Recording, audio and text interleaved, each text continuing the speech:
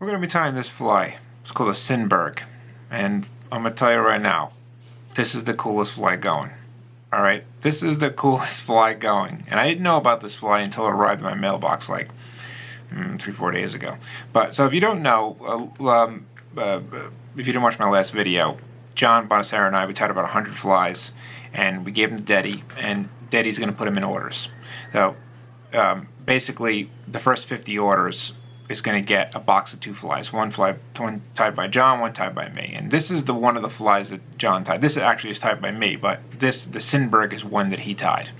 And when I saw it, I was like, I gotta tie this fly. This thing is incredible. Now, where this thing came from is interesting. And John did all the research to figure it out. Basically, it all started with like a magazine that some old guy gave him, right? The magazine was written, the magazine article that was in this magazine was like, it was 1979, I think, that the magazine came out in. And it had an article about the Neversink, and it was like 2 lines about a fly like this. And the article was written by Phil Chase. And so John researched it a little bit, couldn't find it. Then he talked to his friend Rob, who was friends with Phil Chase, and it all kind of came together after that. But it took like 3 years. And John ended up tying the fly, and it got into Phil Chase's hand, and Phil Chase said that's exactly what it looked like. So this is the fly, without a doubt. Okay, it's really an amazing thing that this thing even exists right now, because it would have been lost. The fly was originally tied and fished by a Dr. Cinberg. So Cinberg, right? Back in the 30s and 40s. So this is, I mean, we're talking about a 90-year-old fly, or an 80 to 90-year-old fly. So it's amazing that it still exists. And I mean, the Neversink, if you don't know what the Neversink is, it's the Catskills River, but it's a river that never got its due. It really never, and I do believe at some point in time it will get its due, because people are going to keep on talking about it. I mean, it's still a great river. It's still a great river, and people still fish it. I don't know John's friend Rob. I mean, he knows the river like the back of his hand. I don't know Rob, but I do know my friend Mike Konechny, and he works at Daddy, and he's fished that thing. Oh man, he fished that thing for years, because it's the first river on the way up from the city. It's the first river, so you can save yourself like an hour by going to the Neversink. The problem is that there's not a lot of public spots, and you really got to know it to be able to get in there. But there's still big fish, and you know what? There's no big fish. Actually, disregard that. There's no big fish, and don't go to the Neversink. Theodore Gordon ate all those fish. There's no fish in there. Him and his girlfriend, they ate all of them. There's no fish in the Neversink. But there used to be. There used to be a long time ago, but not anymore. So yeah, the Cinberg. Let's tie this thing. I'm gonna get a hook in the vise. Let's get it going. All right. Thanks. And we're gonna tie this fly. It's very cool. It's a good little trick to be able to get that wood duck collar in there.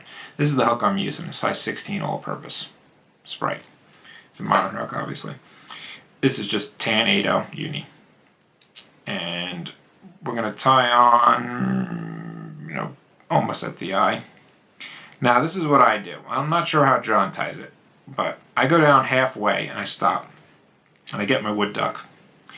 And we pull it away. You can't wrap this wood duck. You have to put it on as a collar. So we pull it away like this from the stem, right? From the quill, and we align these points, and then we take it and we pull it off. Then first thing I do is I cut this off, because if you don't cut that off, it's going to make it really difficult to like put the collar on. And the collar means you have to it's got to get rotated around. And I think that's going to be enough. Now what we need is, what I do is that I look at the eye, and I measure. I say to myself, okay, how far, how big do I want this thing? See that? And I think that that's good. So this is maybe a hook and a half, maybe, or something like that. And all I do is I got my thread here, and I just come up and I just put one pinch and loop. And I stop. And I put my finger on the top, and and I just sort of roll it around and I put another turn in to catch it. And then I put a third turn in to lock it. And that's it. So now all these wood duck fibers are rolled around. And now I bring the thread up. Now here's sort of like the tricky part is that you really can't see the eye. If you've done this collar right, you can check the bottom. If you've done the collar right, you cannot see the eye. So you have to, I don't know, you got to use the force a little bit just to remember where this eye is. And once you think you're right behind it, then you go back. And it can be tricky to cut all this stuff because remember you've rolled it around. So you have to maybe get your scissors and bring it out. And then cut it there. And then we go down for the tail. Tail is ginger. This is a medium ginger. I use maybe 8 fibers. This one does not look good, so maybe I'm using 7 now.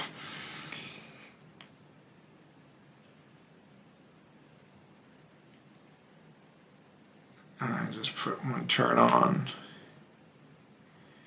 And that's all right.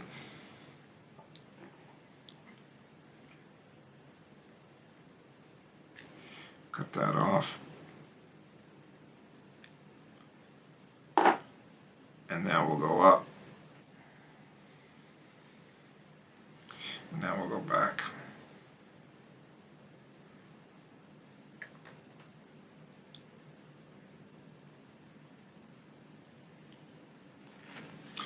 Dubbing. Dubbing is supposed to be a gray fox. I'm just using a gray tri-fly dubbing. This stuff that is impossible to work with, but will never come off the fly after you put it on. It's like a real super tight tri-fly dubbing.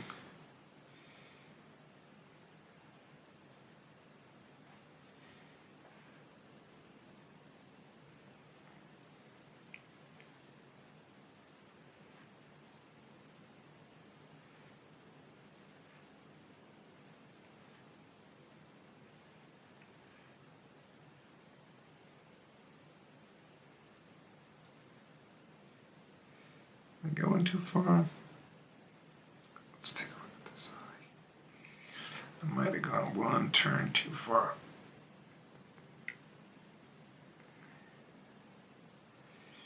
Okay. Hackle. Hackle is ginger hackle or a natural brown. I'm going to use a ginger to match the tail. And this is the nick I'm using right here.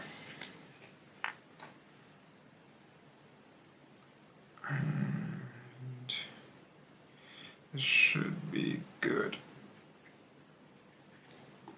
Now, one thing is that you don't have much room to tie this stem in.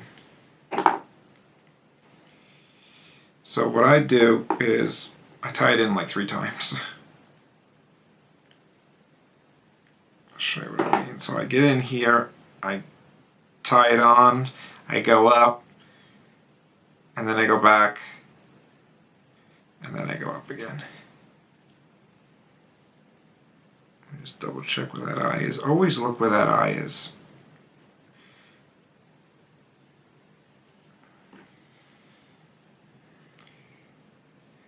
Now one mistake that can be made is you don't put enough turns in here. You want to make sure that you're right up against that wood duck.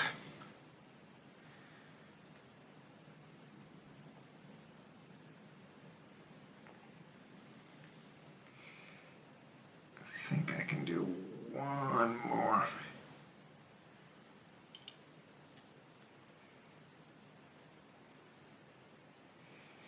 When you're putting these turns in, try and go back. Because you don't want to go forward.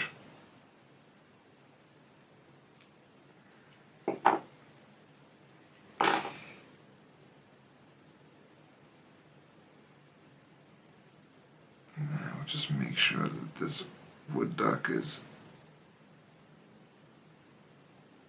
fairly even. And there's a few ways to do this.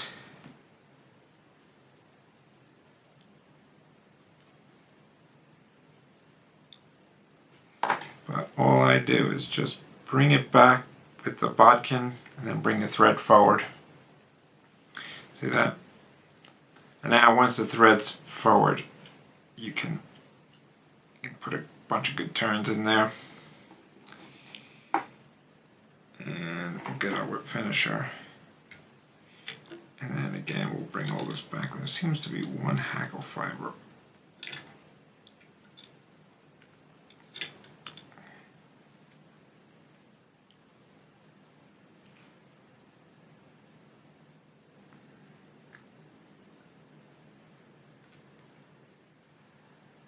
Now, it's not supposed to have like a Tenkara type of look to it.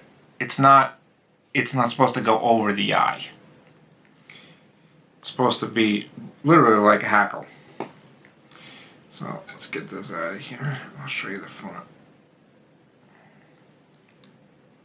There it is. This thing is the coolest thing going, I'm telling you. Look at that. That's it right there. So unique. So incredibly unique. Cinberg. I'm like, you don't know how like thankful I am that John did all that research and found this thing. This thing is amazing. Really just amazing. All right. Cinberg. Thanks.